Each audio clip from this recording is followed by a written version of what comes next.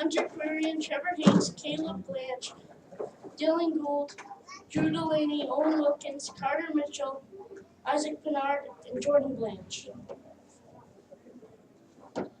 Our question, how could we improve the way people learn about rockets? Background information. Dr. J. Verullo was our guest speaker that came in and taught us about rockets. Dr. J. Verullo graduated with a master's degree of aeronautics from Embry-Riddle University. Dr. J. Verullo also got a PhD in political science from the University of Albany, New York. Dr. J. Verullo was one of our primary sources who gave us our information.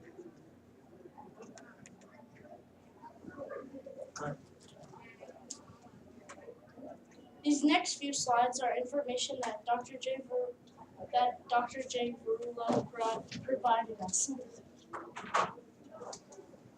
These are the rockets that have launched humans into Earth's orbit. The Saturn V was the largest of them.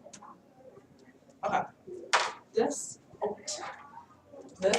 is where, well, most of the launch sites launch, or the rockets launch around the equator, around here in the middle, and not near like the top, because the middle is what gives it the longest distance around the Earth.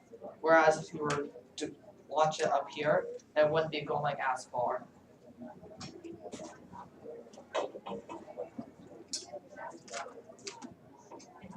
The basic components are structure, payload, guidance, and propulsion system.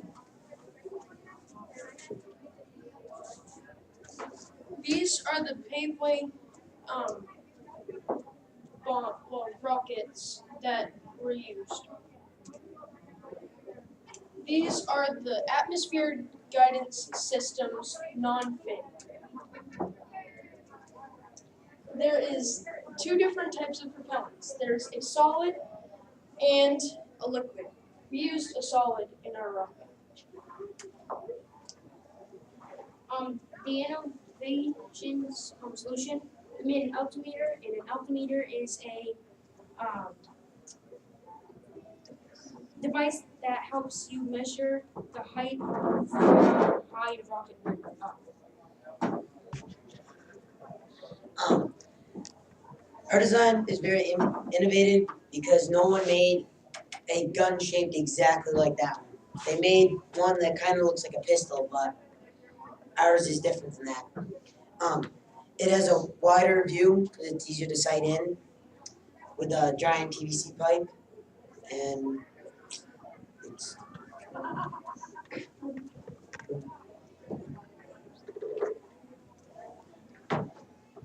We chose a different type of protractor because this one starts at 0 down here, and this one starts at 0 over here, so we can measure the angle when we tip the gun up. Because if we tipped it up like this, then it would measure it from 90, so it would. this is our rocket when it was all finished. The body was finished. This is one of our teammates, Drew, putting our rocket together. This is Drew putting in cover. This is Drew putting in the nose cone. This is Drew putting the engine in. This is Drew putting in the igniter.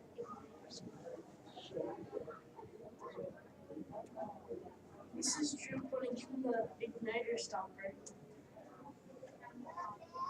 The finish assembly of the engine. This is the final assembly before launch. And then this is Drew putting the rocket on the launch. This is us launching the rocket. This is us using the prototype altimeter to calculate how high the rocket. This is Hunter cutting out the wood for our new altimeter. The math is that to find the height of a rocket, it is altitude equals tangent times distance. 5 minutes. The Yeah. distance to the launch pad.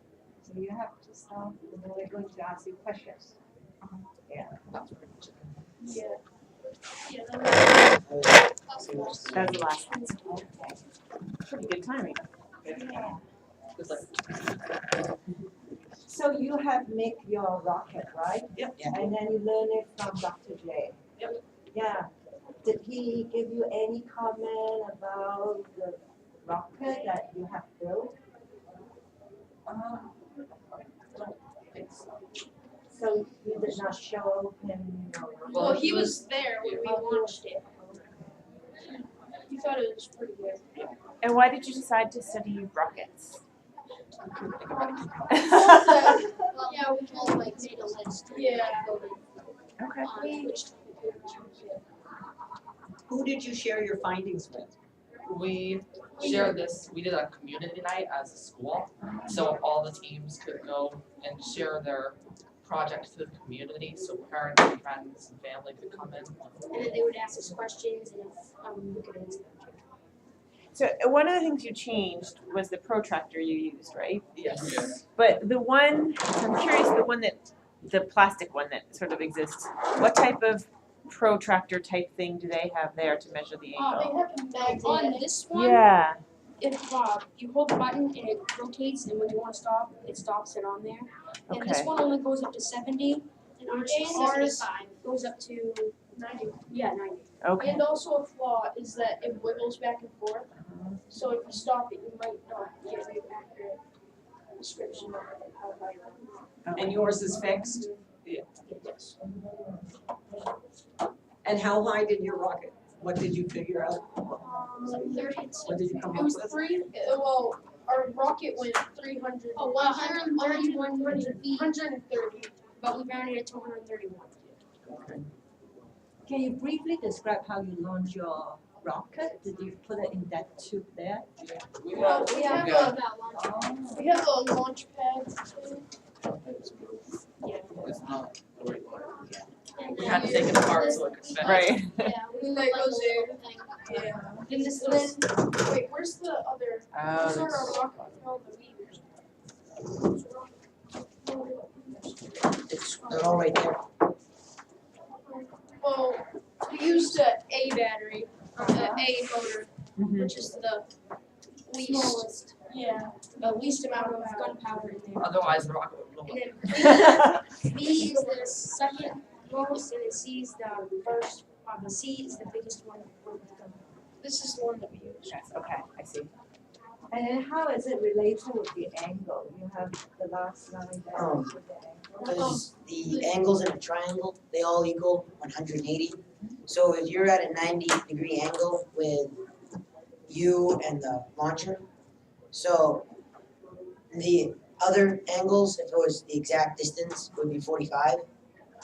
Because, well, if you're standing 150 feet away, and you look up and it's a 45-degree angle, then you would have to conclude, since 45-degree angle would make it 180, that when it would go up 131 feet because the angle would be 45. But anything higher or anything lower, you'd have to do a little math. You have to use the tangent ratio. Thank you so much. Thank you. Yeah.